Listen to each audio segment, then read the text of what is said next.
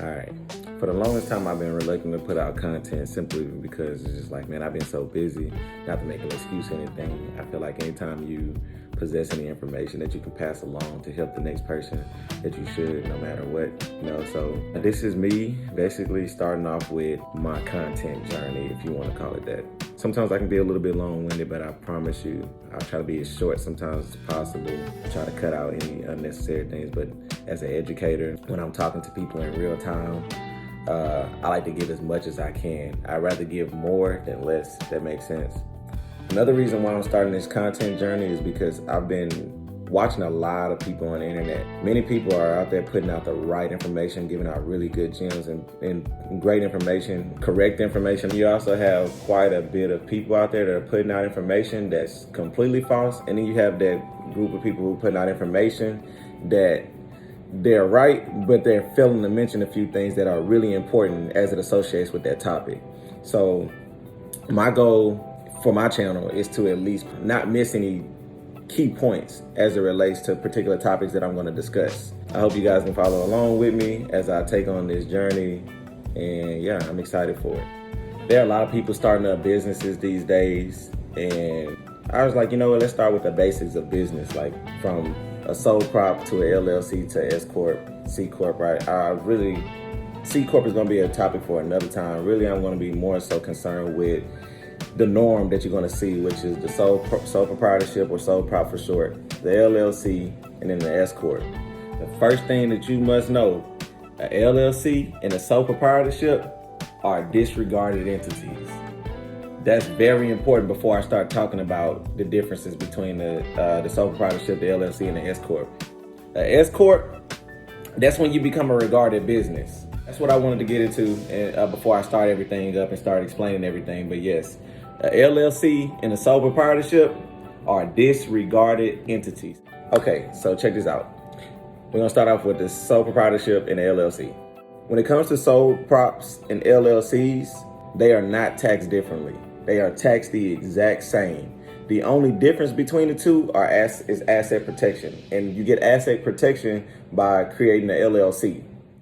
If you were to get into a lawsuit and you're operating as a sole prop, if you were losing that lawsuit, they can come for everything, all your personal assets, everything. If you were to lose the lawsuit in the LLC, the only thing they can come for are the assets that are in the LLC. All your personal assets will be protected. That is the only difference, literally the only difference. We're not gonna make this complicated. I'm gonna try to break this stuff down like as simple as possible and give out as many gems as I can along the way.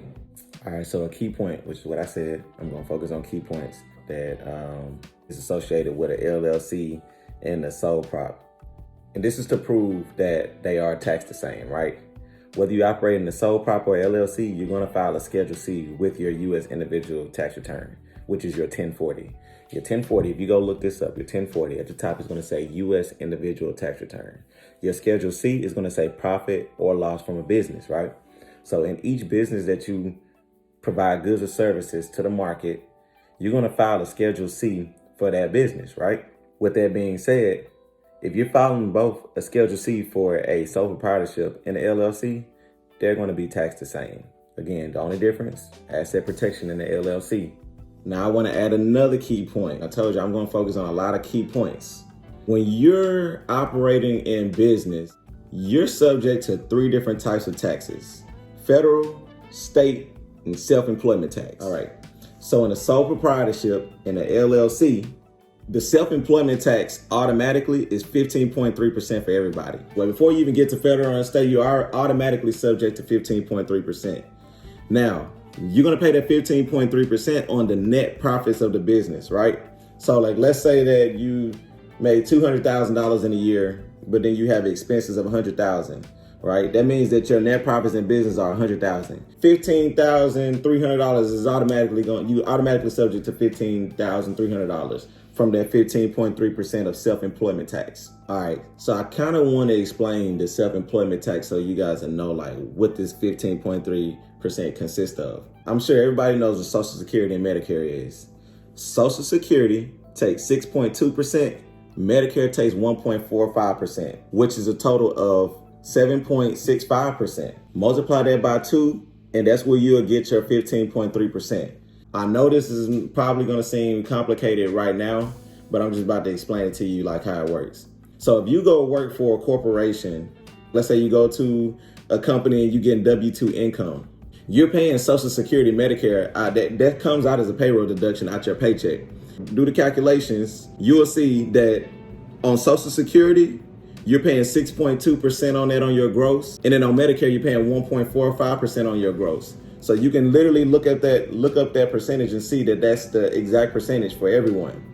Corporations are also responsible for paying into the same system of Social Security and Medicare as you are. So whatever you pay into Social Security and Medicare, whatever your 6.2 and 1.45% is respectively, that corporation that you work for also matches that into the same portal. That it funnels right through.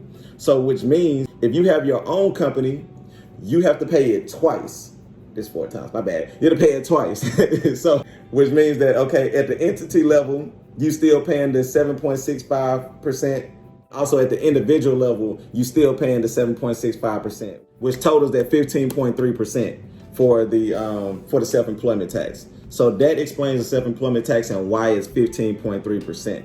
When you're self-employed, you're basically employing yourself, which means now you are a business. Just as any other business that you work for will pay into Social Security and Medicare, matching your 6.2 and 1.45%. Now that you have your own corporation, you're responsible for paying on both ends at the entity level and in the individual level. So that explains self-employment tax. I hope you guys understood that. If you don't, feel free to jump in the comments and I'll do my best with getting to you guys and explaining to it the best way I can. All right, so the next thing I'm gonna get into is the S-Corp election. When you get to the point where you can file the S-Corp election, it is at this point where you become a regarded entity, right?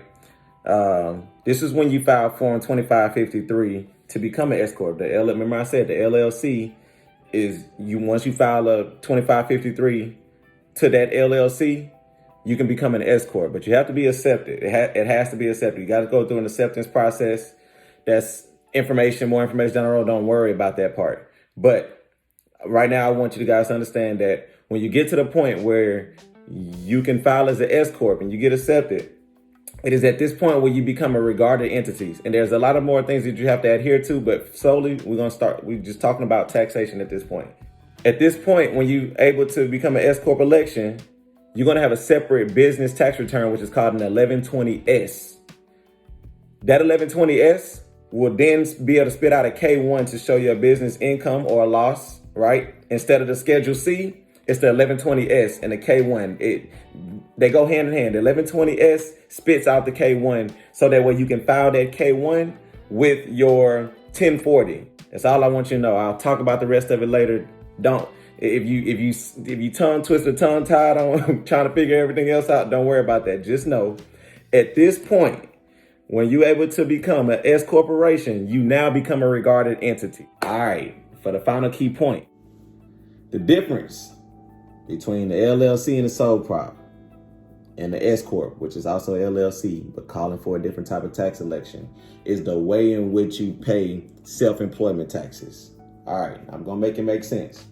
When you're an S Corp, again, which is an LLC that elects for a S Corp election, tax election, you only pay self-employment taxes on what you pay yourself out of the business. So let's go back. If you guys remember me earlier, I brought up the example of the business with gross profits of $200,000, business expenses of $100,000, net profits of $100,000.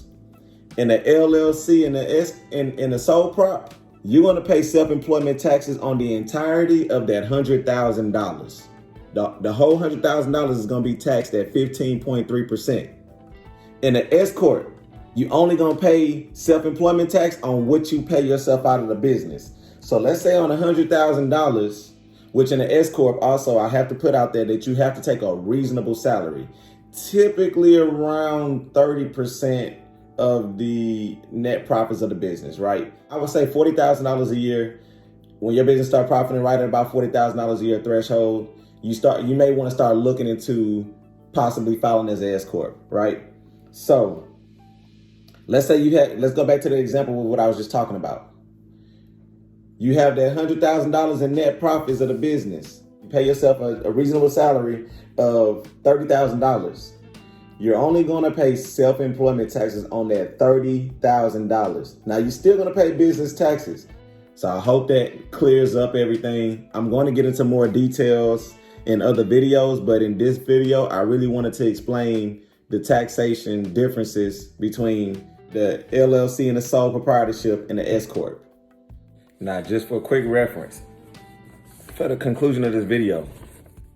So on this $100,000 that I was talking about, that you paid at 15.3%. If you don't file for the S Corp election, you're gonna pay on the profits of the business, right?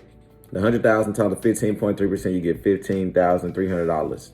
Now, if you file the S Corp election, Form 2553, you're only gonna pay self-employment tax on what you pay yourself out of the business. So let's say you paid yourself a reasonable salary, which you have to do when you file an S Corp election, of $30,000. $30,000 times 15.3% is just $4,590. That's a difference in $10,710, y'all. You know, that's a big difference on electing for that S Corp taxation. That's the main thing, the point that I want to get to you guys, those key points of each different type of entity that I just discussed. I want you guys to really hone into this video and go back and listen to it like real deal. Like, this is stuff that can really help you. No joke. You know what I mean? Go look all this stuff up if you need to. Come back to me, get in the comments. I gauge the best way that I can. I'm always moving around. I got a lot of clients that I work with. So, you know, I at least wanted to drop this off to you guys to best describe these different types of entities. I'm going to explain more later in more detail. For right now, this is what I got. That's what I'm going to give. I'm going to see you guys soon. I appreciate you for tuning in and listening.